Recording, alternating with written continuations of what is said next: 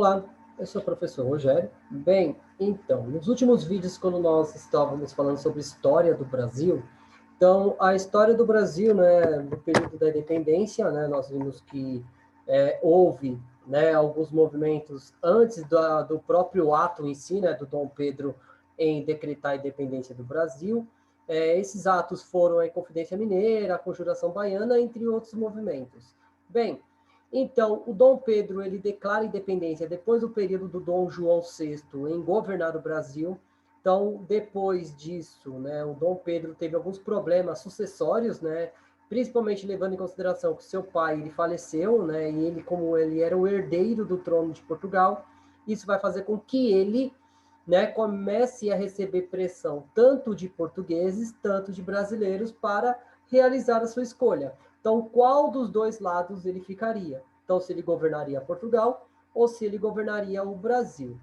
Bem, então, somando uma grande quantidade de fatores, a insatisfação dos brasileiros, também a necessidade, né, de dar uma resposta, né, por conta da perda da Cisplatina, entre outras questões, o Dom Pedro, né, ele resolve abdicar ao trono do Brasil, ele renuncia ao seu trono e ele volta para Portugal para resolver os seus problemas familiares. Né? No caso, né, o acordo entre ele e o seu irmão, o Miguel, né, vai fazer com que ele volte para Portugal para tentar resgatar, né, o trono que ele tinha abdicado em nome da sua filha, a Dona Maria. Né? Então, nesse caso, Dom Pedro ele abdica ao trono brasileiro e deixa o seu filho, né, o seu único filho, o homem, né, no caso, Dom Pedro de Alcântara, como o príncipe regente do Brasil. E é nesse momento que nós temos o período que nós chamamos de regência, né, da história do Brasil. Então, esse período de regência, ele durou 10 anos e foi de 31 até 41. Né? Então, ele foi de 1831, quando Dom Pedro ele renuncia ao trono brasileiro e volta, né, para Portugal, e ele vai, né, acontecer também nesse contexto, né, principalmente a vários, né, períodos de governantes, né, e nós vamos ver a luta dentro do Congresso brasileiro entre conservadores e liberais. Bem, então, sem muita demora, se aprofundar um pouco mais sobre o ato, né, sobre esse fato, né, que nós vamos falar aqui sobre o governo regencial. Então, os liberais e os conservadores, né, então, liberais conservadores e conservadores liberais. Bem, então, como nós sabemos, né, na história do Brasil, não há nada mais conservador do que um liberal no poder. Então, nesse caso, essa charge já deixa bem claro isso. Né? Então, no caso, Dom Pedro I, com 4 anos de idade, ele fica no Brasil e ele é educado, né? Então ele é preparado para substituir o seu pai no poder. E isso, né, dentro desse contexto, nós teremos uma briga pelo poder muito considerável entre uma ala conservadora e uma ala liberal dentro do país. Bem, para nós termos início. Então, segundo a historiadora M.L. Viotti da Costa, a estrutura constituída na independência fez com que fosse organizado um sistema político que colocava os municípios dependentes das províncias e estas ao poder central do poder, né, ao governo, né, monárquico. E ainda adotaram um sistema de eleições indiretas baseado no voto qualificado, ou quer dizer, voto censitário, incluindo a maior parte da população do processo eleitoral disputaram avidamente o título de nobreza e que monopolizaram as posições na Câmara, no caso do Senado e do Conselho do Estado e dos ministérios. Bem, então, no caso dos estados, né, que eram chamados de províncias, não tinham sua autonomia. Então, eles estavam todos atrelados, né, eles estavam extremamente ligados ao poder ligado ao rei. Então, o rei, o Dom Pedro, né, ele tinha poderes amplos, né, dentro desse contexto. Então, o Conselho de Estado implementava o poder moderador instituído pelo Dom Pedro I, quando dissolver a Constituinte, então formando por membros vitalícios nomeados pelo monarca, não mais que o número de 10. Tinham como função ser ouvidos em todos os negócios graves e as medidas gerais publicadas pela administração principalmente sobre a declaração de guerra e ajustes de paz, negociações com as nações estrangeiras, e assim como em todas as ocasiões em que o imperador se propunha a exercer qualquer das atribuições do poder moderador, ou ao qual se opunham fortemente aos liberais. Bem, então, dentro desse caso todo, o Dom Pedro, ele tinha um poder, né? Ele tinha uma atribuição a mais do que os outros monarcas, que ele tinha o poder moderador. Então, esse poder moderador era o voto de Minerva. Então, tudo aquilo que não entrava de acordo com aquilo que ele acreditava que deveria ser feito, o Dom Pedro I ele poderia vetar esses fatos. E isso, né, vai fazer com que, né, os liberais comecem a entrar em um confronto com ele.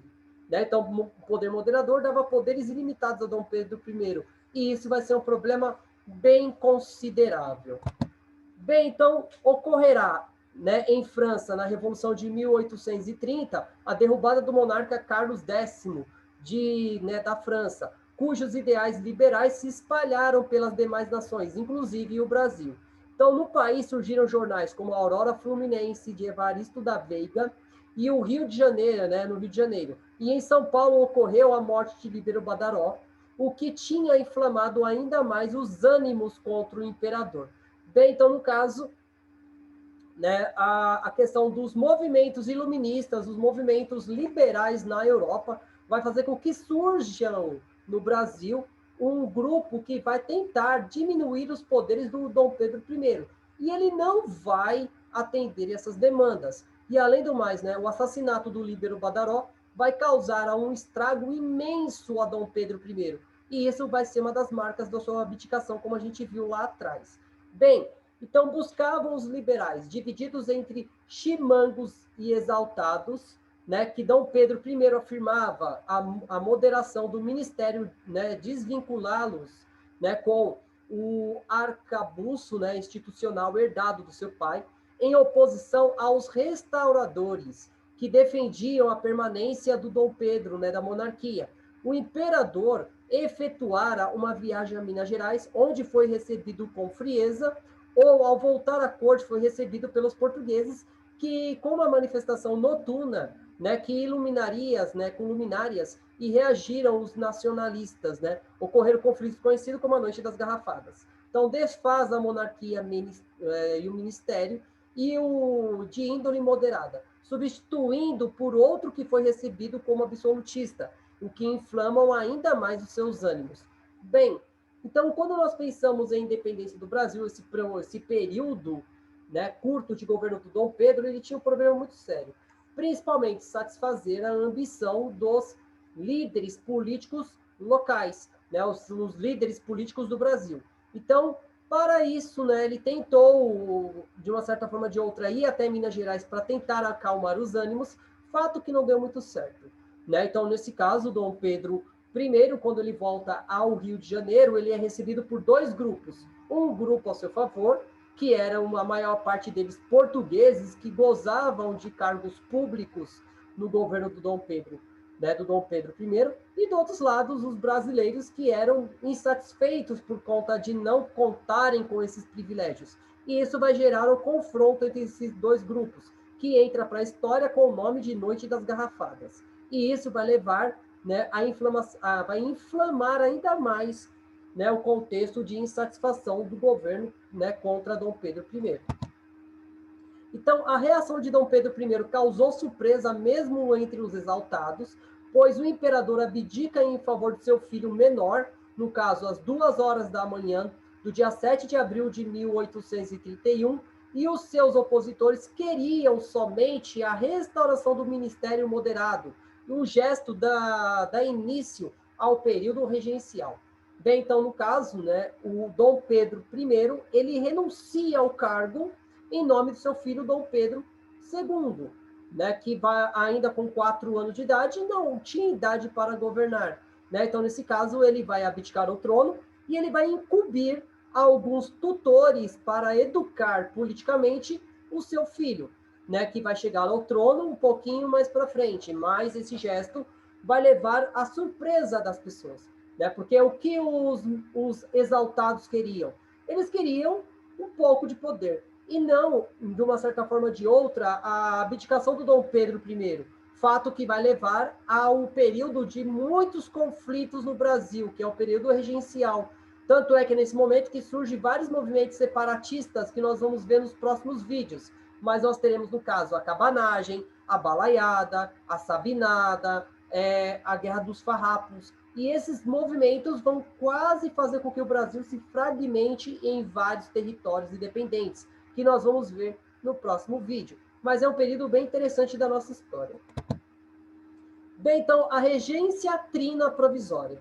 Então, a regência trina provisória, ela foi liderada pelo Lima da Silva, Campos Vergueiro e Carneiro de Campos. Então, esses três sujeitos que eu coloquei aí no slide para vocês, em ordem.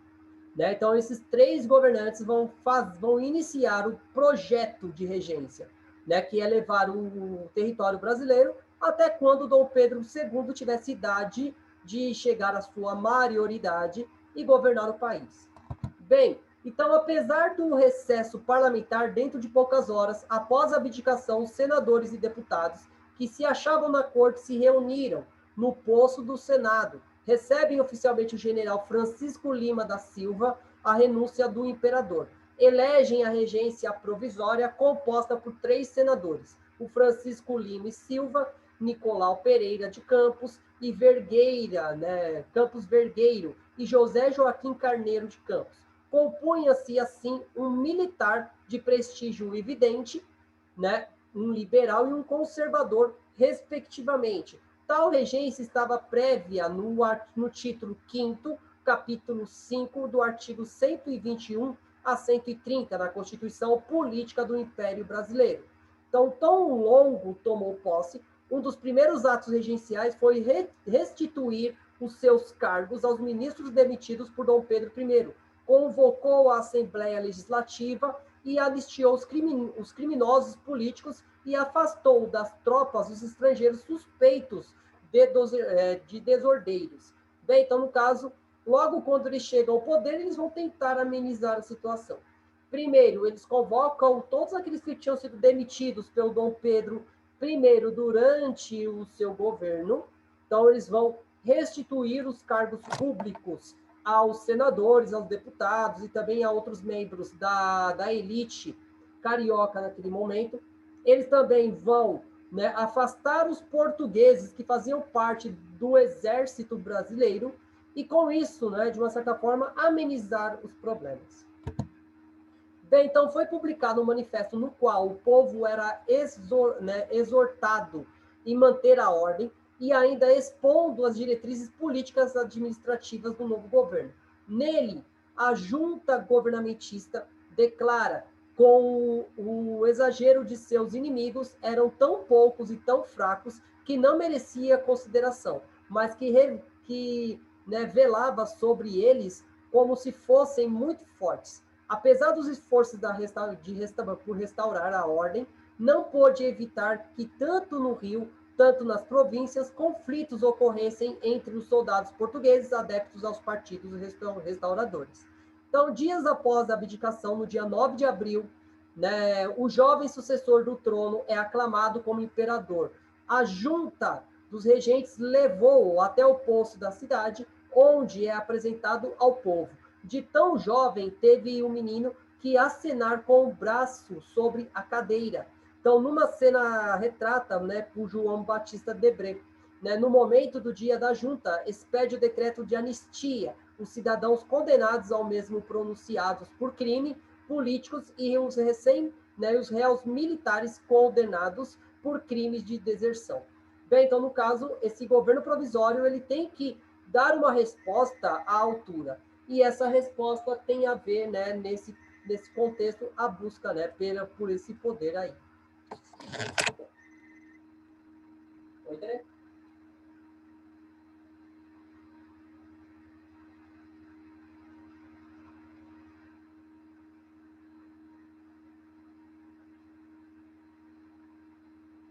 Uhum. Tá, tá bom.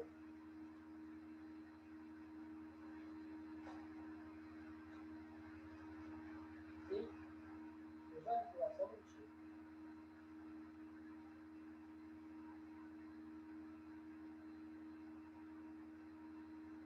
bom. Tá bom.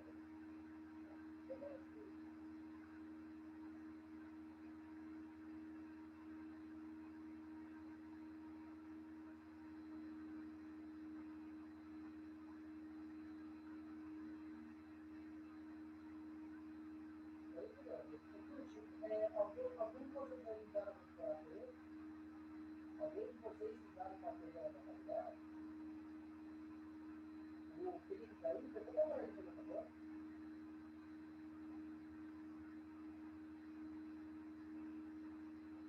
Oi, Felipe, tudo bem? Ô, Felipe, você ligou para a Tereza do Otávio?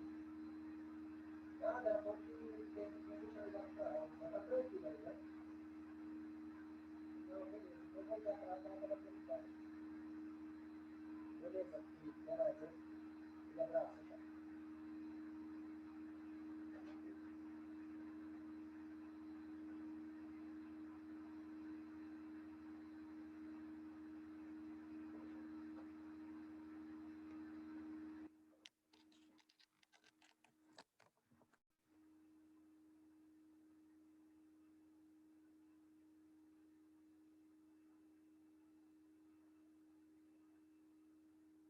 Oi, Tere, ele falou que não ligou, não.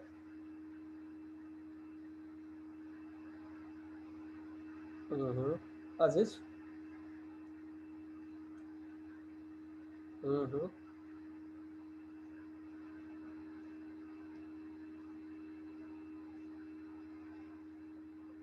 Ele não mexe no WhatsApp. Imagina. Entendi. Então tá bom.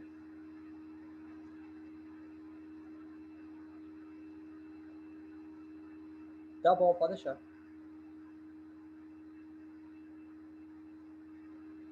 Uhum.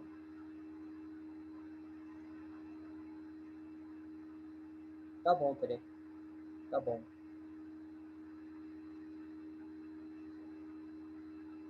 Tá bom. Uhum. Tá bom, Tere. Obrigado.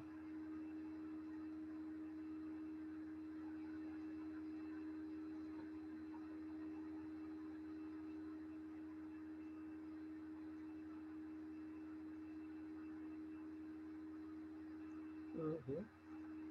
Tá bom, então, Tere. Precisar de qualquer coisa, você me liga. Beijo. Tchau, tchau. Boa noite. Tchau, tchau.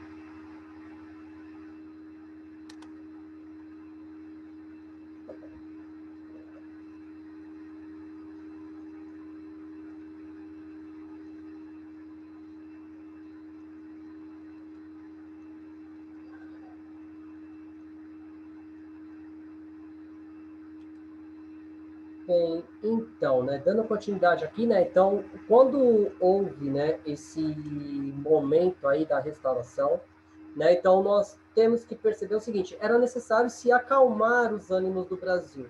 Então, nesse caso, Dom Pedro II, ele foi aclamado pela população e os opositores tinham que ser combatidos.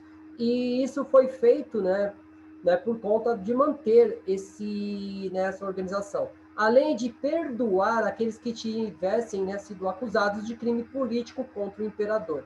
E, nesse caso, além de condenar os militares, né, os militares portugueses, que foram acusados de deserção ao seu comandante. Bem, então, o ex-monarca nomeou José Bonifácio de Andrade Silva, de quem se reconciliara, né, após o conturbado rompimento com o tutor de seu filho, para a proteção do jovem imperador e suas irmãs, no caso Francisca, né, e Januária, que também permaneceram no país. Ficaram o príncipe no Palácio de São Cristóvão ou em Boa Vista, então o subúrbio da capital.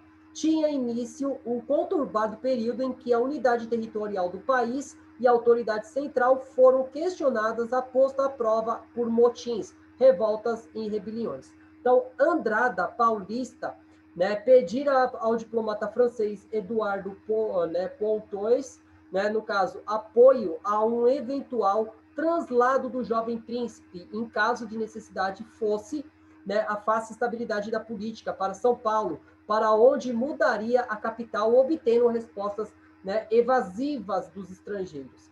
Bem, então, o maior medo do José Bonifácio era exatamente uma tentativa de golpe contra o príncipe regente, né? E nesse sentido, ele tinha o apoio de uma guarda pessoal e com isso, né, mudar a capital, né, do Rio para São Paulo, se fosse necessário. E além do tudo, garantir, né, a sucessão, né, ao príncipe quando ele alcançasse a sua maioridade.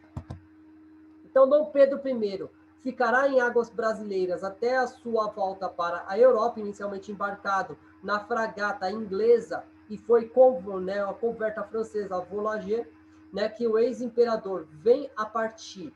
Então, em 13 de abril daquele ano, a regência anuncia a saída do então ex-monarca do território nacional e o povo festejando, saía às ruas para comemorar a queda do tirano.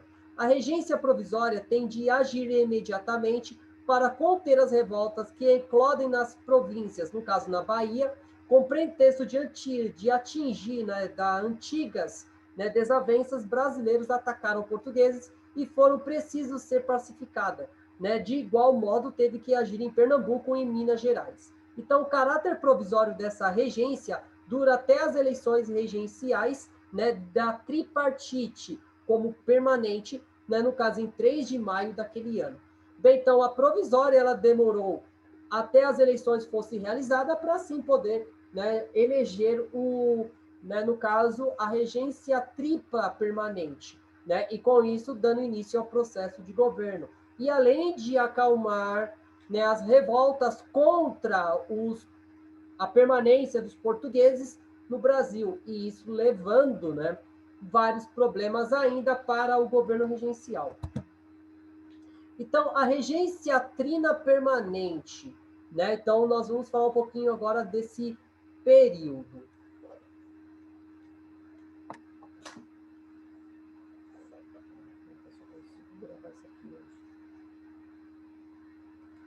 Então, a regência trina permanente, ela vai ser realizada por Lima e Silva, José da Costa Carvalho e João Braulio Muniz, né, que são esses 3 indivíduos aí.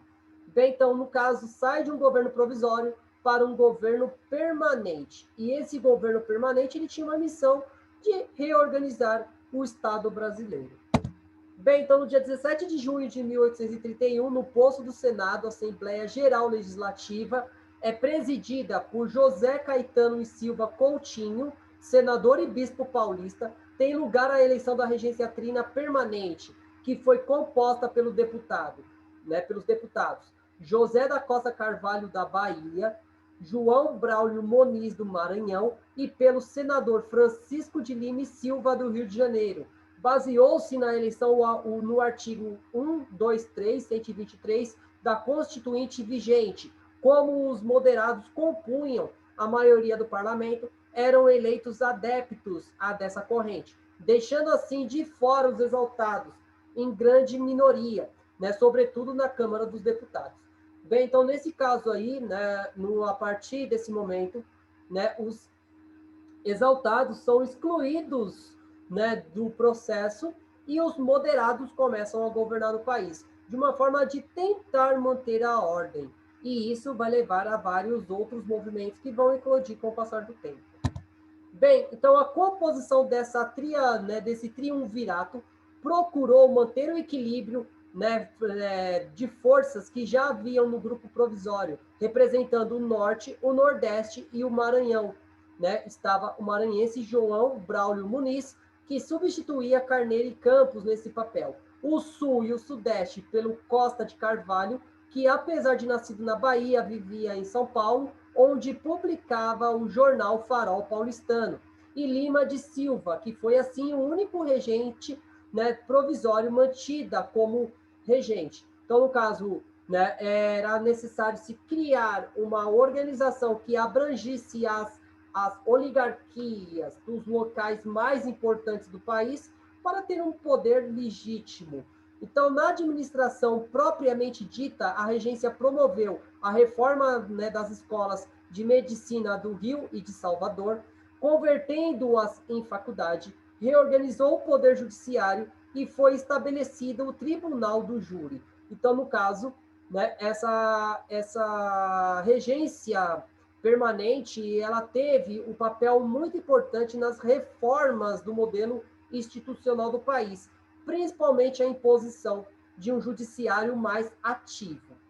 Bem, então a reforma liberais o controle do executivo. Então, dentre as primeiras medidas que a maioria liberal se propôs foi fazer a reforma na legislação e na disciplina que disciplinava a própria regência. Esta alteração teve, né, no caso, o redator, o deputado Francisco de Paula Souza e Melo, né, que está retratado aí do lado. E também o regente Costa de Carvalho e o mineiro Honório Hermato Carneiro Leão, que visava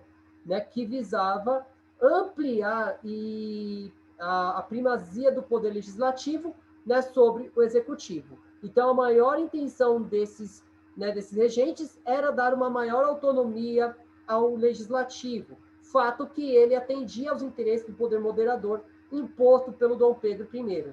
Então, pela reforma, o poder moderador passava a ser exercido pela própria regência, né, por intermédio do ministro, né, que estivesse investido do tal poder. E foi ainda diminuído nas suas prerrogativas, pois, ao contrário das instituições criadas por Dom Pedro I, não mais teria poder de desinstituir a Câmara dos Deputados, embora esse poder já constasse das alterações feitas quando a regência provisória, que também não podia conceder títulos, né, nobiliacárquicos, né, ou condecorações.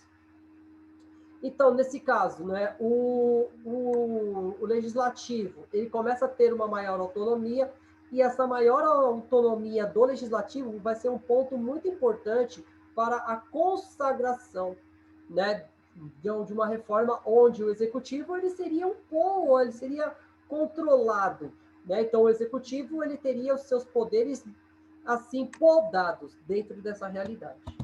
Então também houve a criação da Guarda Nacional. Então uma das inovações instituídas pela regência trina foi a criação da Guarda Nacional já em 1831. Essa força remetia ao exército ao plano, né, ao segundo plano, e se constituía na principal força pública com a qual o poder central procuraria conter os motins que se estouravam por todo o território. Então, sua estrutura era constituída por províncias e que subordinava-se ao governo, né, ao governo provincial. Primeiro, ligava-se à jurisdição dos juízes de paz, encarregados de alistamento, depois de subordinavam seus juízes criminais e aos presidentes das províncias, finalmente ao ministro da Justiça. Bem, então, no caso, a criação da Guarda Nacional vai criar, né, vai gerar a criação de polícias locais, de exércitos provinciais, e isso vai dar uma maior autonomia a essas províncias, que temia, né, uma forma totalitarista vindo do governo central. Então, todos os cidadãos entre 20 a 60 anos, em condições de serem eleitores, eram obrigados a alistar-se na Guarda Nacional. Cabia ao governo fornecer-lhes armas, mas o uniforme ficava por conta do alistado. Então, os cargos de comando eram eletivos em cada local. Buscou-se o modelo, né, que privilegiava a participação cívica do cidadão, tal como ocorria na instituição, né, do congênere da França, que inspirou a do Brasil. Então, seu principal objetivo era a manutenção da unidade territorial do Império, reprimindo revoltas locais. Bem, então, no caso, a Guarda Nacional, no primeiro momento, ela teve a ênfase, né, de manter, né, a organização política e também, né, nesse caso, né, de uma certa forma ou de outra, garantir a segurança das oligarquias de cada estado, promovendo uma maior liberdade de cada província. E com isso, né, vai fazer com que essas forças comecem a ganhar ganhar poderes que até então ela não existia, levando em consideração que o exército, depois da criação da Guarda Nacional, ele é deixado de lado.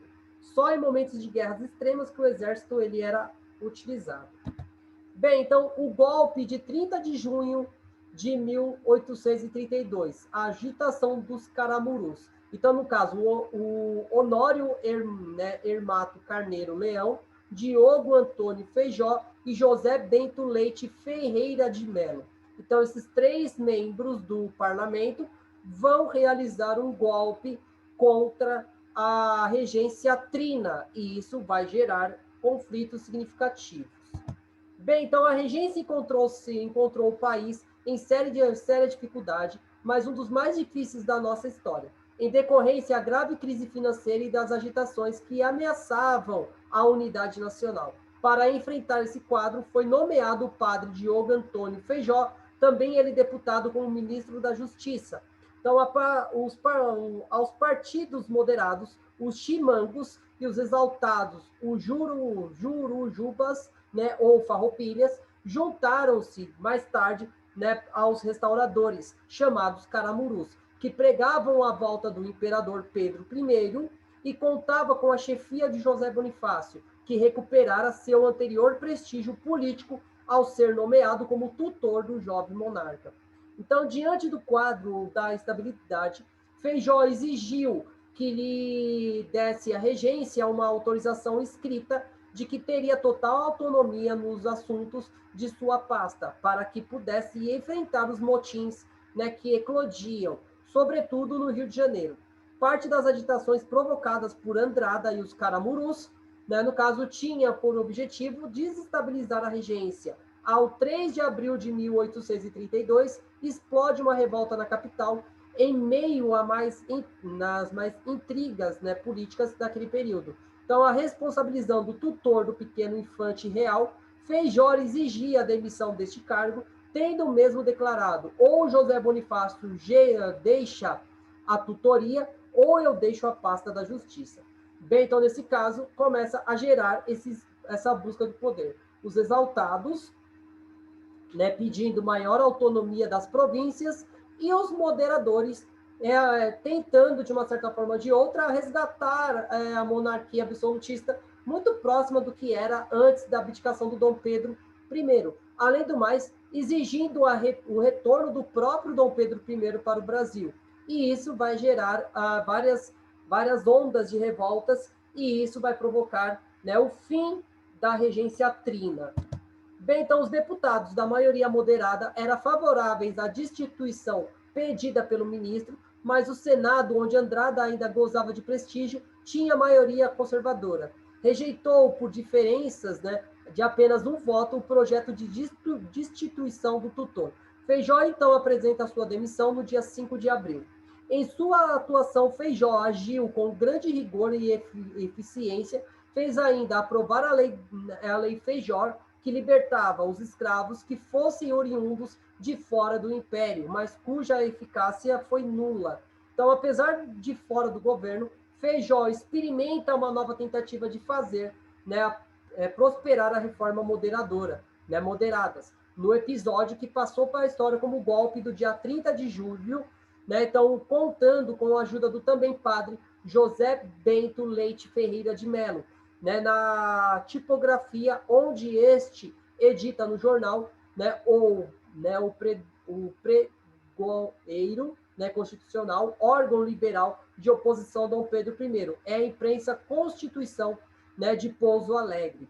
É a espécie da nova carta que trazia em seu bojo as alterações que arrastavam na Assembleia Geral, o que o golpe planejava ver aprovada. Bem, então, o golpe do 30 de julho era uma tentativa de manter, né, no caso, a soberania das províncias frente ao governo, né, o governo monárquico, né, o governo central. Mas isso vai gerar alguns problemas, por enquanto, né, por conta da maior parte dos senadores serem conservadores e buscarem, né, a retomada do governo, né, a partir do monarca, e com isso aumentando ainda as tensões sobre estes projetos. Bem, então, o golpe fracassa, sobretudo porque lhe faltou apoio dos deputados, em sua maioria, avessos à adoção de medidas que contrariaram a própria ordem constitucional, então desconhecida, né, na Vila Mineira de Pouso Alegre. Há poucos anos, simples arraial de mando. tornou-se conhecida de todo o país, graças à figura do padre José Bento. Então, alcançando, né, o proscênio do acontecimento. Além desses dois, um terceiro padre ocupou o trio emprestando a chácara, né, da floresta como local da trama, né, preparatória, e que foi José Custódio Dias, a ponto de um golpe também ser chamado como Revolução dos Três Padres. Então, além da aprovação da Constituição em Pouso Alegre, pretendiam os padres a destituição de José Bonifácio do posto de tutor do futuro monarca. Seu fracasso teve Honório Ernesto de Carneiro Leão, Marquês do Paraná, um elemento capital, sendo o mais importante da dissensão dentre os liberais, daqueles, né, que procurou, né, demover os pares apoiadores da iniciativa, sobretudo pelo receio de que o fato pudesse, né, servir como exemplo para quebrar a sua legitimidade. Bem, então, no caso, né, esse golpe que tentou, né, diminuir o poder, né, central do governo, isso vai fazer com que, né, fosse estipulada uma nova Constituição, e esse golpe não vai dar certo, mas, né, levando em conta, né, vai iniciar um novo processo dentro da regência, que são as regências unas. Então, temerosos de que Bonifácio unisse seus tutelados como garantia para aplicar um novo golpe, os regentes determinaram a proibição de sua saída do posto imperial. Apesar disto, o tutor levou o rei menino e suas irmãs para o posto de São Cristóvão. Aurélio de Souza e Oliveira Coutinho, que substituirá Feijó na pasta da Justiça, estimulou que voltasse sendo desobedecido, e no dia 15 de dezembro de 1833, José Bonifácio é finalmente demitido, sendo nomeado para o cargo de tutor real Manuel Inácio de Andrade, Marquês de Itanhaém. Né? No caso, o instrumento de sua demissão e a prisão foi o Cândido José de Araújo Viana. Então, no caso, a tão desejada demissão do José Bonifácio é, né, finalmente alcançada, e com isso iniciando um novo período da história da regência. Então, o incidente foi estopim para que os defensores do cargo do tutor de José Bonifácio, no dia do aniversário de 8 anos do jovem Pedro II, no dia 8 de dezembro, este foi homenageado por uma sessão do Teatro Constitucional Fluminense, local que se constituía o então principal casa de espetáculo da corte, quando eclode um grande tumulto entre os partidários de Andrade e os regenciais, fruto da grande tensão criada entre ambas as facções, a ponto de colocar em risco a integridade física do monarca infante, além de respeitar a sua figura, tendo que ser retirado às pressas. Bem, então, no caso, aquilo que era feito pelos campos diplomáticos vai para a via de fato. E isso vai levar, né, ao temor de que o próprio príncipe regente fosse atingido pela violência de ambos os grupos. Bem, então José Bonifácio é então preso e depois enviado à ilha de Paquetá, onde fica exilado em sua casa de praia, julgado e é ao final absolvido pelas acusações. Entretanto, o patriarca não se recupera desse último golpe, vindo a falecer poucos anos depois em Niterói. Né? Então, no caso, José Bonifácio, que é um dos pensadores mais intrigantes da história do Brasil, ele chega ao seu fim melancólico depois desse episódio. Bem, o ato adicional de 1834.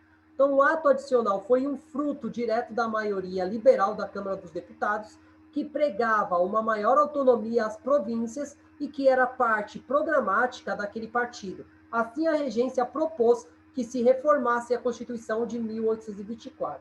Então, o projeto de emenda constitucional foi proposto ainda em 1831 por uma comissão composta por deputados, em sua maioria liberais e paulistas. Delas fizeram parte Francisco de Paula Souza e Melo, José Cesário de Miranda Ribeiro.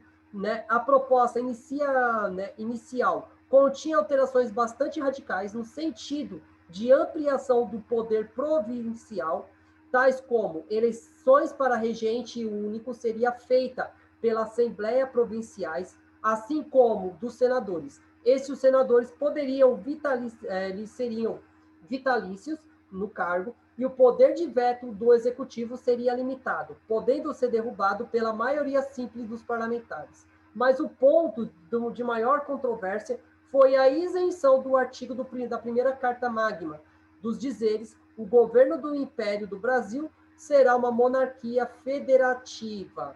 Né? Então, nesse caso, né, eles queriam mudar a organização política do território brasileiro. Em vez de ser uma confederação, onde todos tinham que responder ao governo central, eles buscavam a implementação de um modelo, né, muito parecido do que era dos Estados Unidos, que é um governo federal.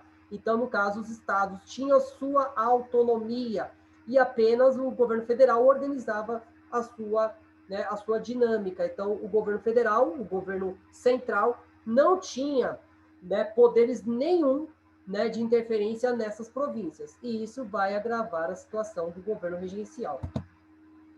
Então, o Senado reagiu por meio de emenda que alterava o trecho assim, originado na Câmara. As que foram derrubadas tiveram que ser apreciadas numa sessão conjunta das duas casas, e nela o senador conseguiriam retirar a isenção do sistema do governo no artigo 1º e mantiveram a sua vitalicidade. Né? Então, ratificando no dia 12 de agosto de 1934, o ato adicional adaptou os princípios federalistas à monarquia. Seus principais redatores foi o deputado Bernardo Pereira Vasconcelos, que havia sido colega do grande amigo de tempos de faculdade em Coimbra, de 2 dos regentes, e era, né, dos deputados o mais influente dentre suas maiores inovações estavam. Então, no caso, a primeira, a criação de uma Assembleia Legislativa nas províncias, né? Então, né, este órgão substituía os conselhos gerais, né, legislavam sobre a organização civil, judiciária, religiosas locais, sobre a instrução pública, o da desapropriações funcionais dos políticos, economia municipal e o transporte de obras públicas. Então, no caso, criando as assembleias locais. Criar o município neutro como território, né, desmembrado da província do Rio de Janeiro, que deveria, noutro lugar que não a cidade do Rio, ter a sua sede de governo, bem como a Assembleia escolhendo para tanto na Vila da Praia Grande, mais tarde elevada à cidade, né, do nome de Niterói, né, para tal. Estabelece o voto para a escolha do regente, que passava então a ser uno, com mandato de 4 anos, e a extinção do Conselho de Estado. Né? Então, nesse caso, essas reformas tinham uma intenção de criar uma capital mais centralizadora, né? No caso, como se fosse o Distrito Federal. Né? No caso, né, a própria cidade do Rio de Janeiro seria esse local. Né? Então, o mandato para o regente de 4 anos e a extinção do Conselho, né, de Estado. Então, nesse caso, né, haveria a emancipação dos estados, né? Então, cada estado teria seu próprio governo, sua própria organização econômica e política, e também a extinção dos conselhos, né, daqueles locais.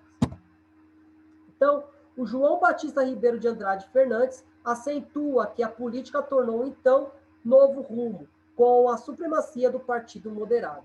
A expressão mais cabal a essa política encontra-se no ato adicional, que, né, satisfez o espírito local da criação das assembleias providenciais e aboliu o Conselho de Estado e reforçou a autoridade do governo central, reduzindo aos regentes um único, né, com grande, né, prudência, pode-se abstar a fragmentação do território, que seria a adoção do presidente, né, eletivo das províncias, e assim outras propostas radicais que não acharam a sua aprovação. No caso, intitulado esse texto pelo João Ribeiro. Então, João Ribeiro ele vai dizer que o ato adicional foi o que permaneceu o território unido.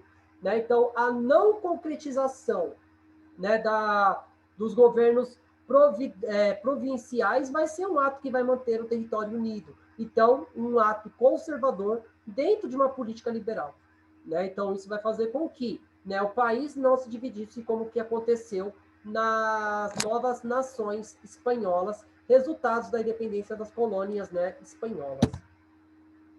Então, a regência una.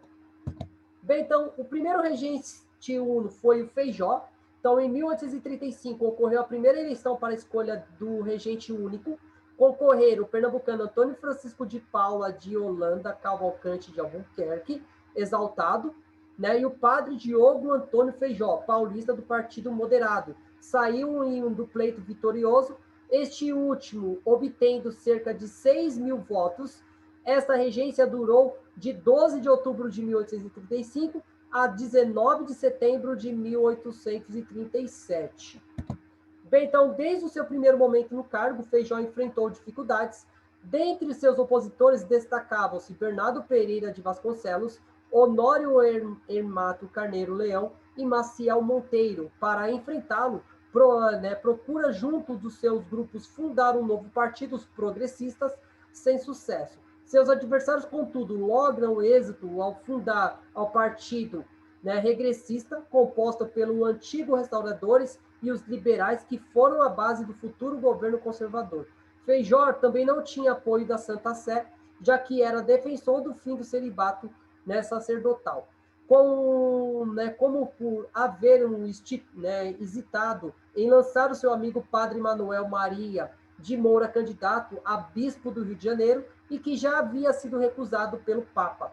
Bem, então, no caso, o Feijó ele não era visto com bons olhos nem pelos conservadores e nem pelos liberais. E com isso vai fazer com que os dois se unam contra ele. E também a igreja, porque a igreja era contra uma das medidas que o Feijó mais né, desejava, no caso, o fim do celibato, né, sacerdotal, que é o fim, né, da obrigação de que os padres não se casassem.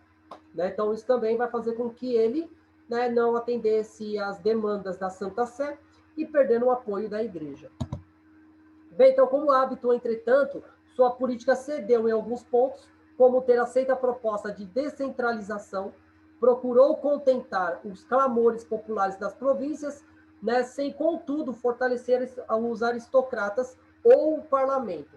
E, finalmente, agiu com rigor para repelir os comerciantes de grandes proprietários rurais. Apesar de depender do Congresso, não lhe era obediente. Então, sua regência foi marcada pelo início de dois grandes conflitos internos, no caso, a cabanagem no Pará e os farroupilhas no Rio Grande do Sul, além de outras revoltas locais, como, né, a Balaiada e a Sabinada. Bem, então, a saúde frágil vivia desanimando e sem a mesma energia que caracterizava o Feijó antes, né, como na frente do Ministério da Justiça, o padre acaba por se tornar impopular por sua, né, intransigência e perdendo o apoio dos grandes aliados, como Evaristo da Veiga, que morreram, né, prematuramente. O Feijó não conseguia formar o ministério que desejava, acabando por apresentar a sua renúncia no cargo naquele ano. Então, no caso, aqui tem uma charge muito interessante, que é a charge do Feijó, voltando para São Paulo sobre o seu cavalo, né, daquela questão dele voltar desanimado para sua terra natal. E isso vai gerar, né, muitos conflitos. Então, a regência interina de Lima, né, no caso, né, a de Araújo Lima, então, nas vésperas de sua renúncia, né, nomeara Feijó para ministro do Império, né, ponderando o intolerante conservador Pedro Araújo Lima.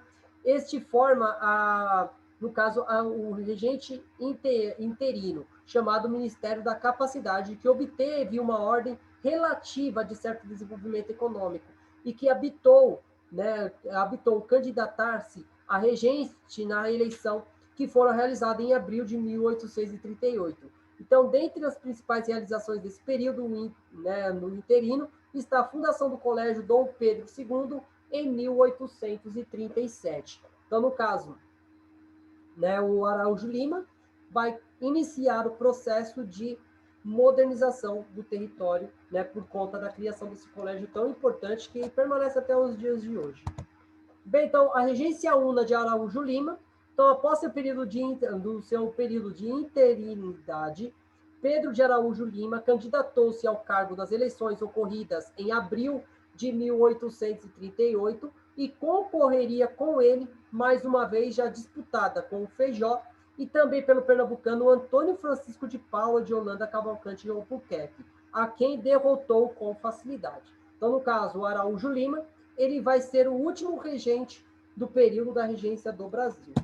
Então, durante a regência, fundou o Instituto Histórico Geográfico Brasileiro, reformou a Escola Militar em 1839. Araújo Lima representou o fim da política liberal do país com a repressão do Código, do Código de Processo Criminal e dos atos adicional. Então, nesse caso, mais tarde, oficializava a chamada Lei de Interpretativa do Ato Adicional, de 12 de maio de 1840, e que aumentou a centralização do poder e diminuindo a autonomia provincial e municipais pelo controle da polícia e do judiciário.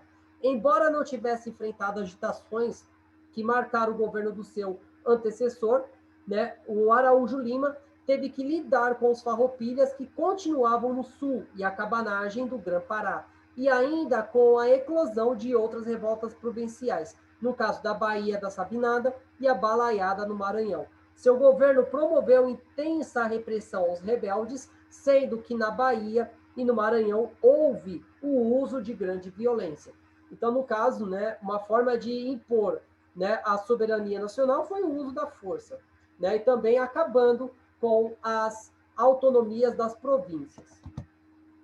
Então, no segundo ano de seu governo, aumentam-se as disputas políticas no Congresso, que viriam a resultar na declaração da maioridade, fruto da reação dos liberais. Então, na definição de Otacílio Tarquínio de Souza, Araújo Lima foi o rei constitucional que Feijó não soube ser, mas soube escolher, e ainda diria-se que o exercício continuado da presidência da Câmara lidera hábito de espectador, ou melhor, o árbitro dispondo-a de agir apenas como mediador e que compõe acomodar e evitar novos conflitos. Então, no caso, o Araújo Lima vai ter essa preposição e vai iniciar o processo de passagem do bastão, da regência para o segundo reinado. E o que nós vamos detalhar no próximo vídeo, exatamente são esses movimentos, os 4 movimentos que quase levaram à divisão do Brasil em vários outros territórios. No caso, quase se dividiu. O Brasil que se tornou, diversos estados, a falta de uma identidade nacional quase separou algumas províncias. Então, como nós estávamos falando desde a época da Inconfidência Mineira e da Conjuração Baiana. Então, a falta de uma identidade nacional quase levou à fragmentação do país. Bem, então, acredito que tenha sido isso. Sei que o vídeo ficou um pouquinho longo, agradeço a vocês a paciência, nesse ponto. Então, agradeço vocês aqui, tanto é que a tarde foi caindo, e se não fosse a minha lampadinha aqui, companheira, com certeza aqui estaria mais escura ainda do que já está. Então, agradeço a todos aqui pela paciência e vamos continuar nossos estudos. Obrigado, até mais.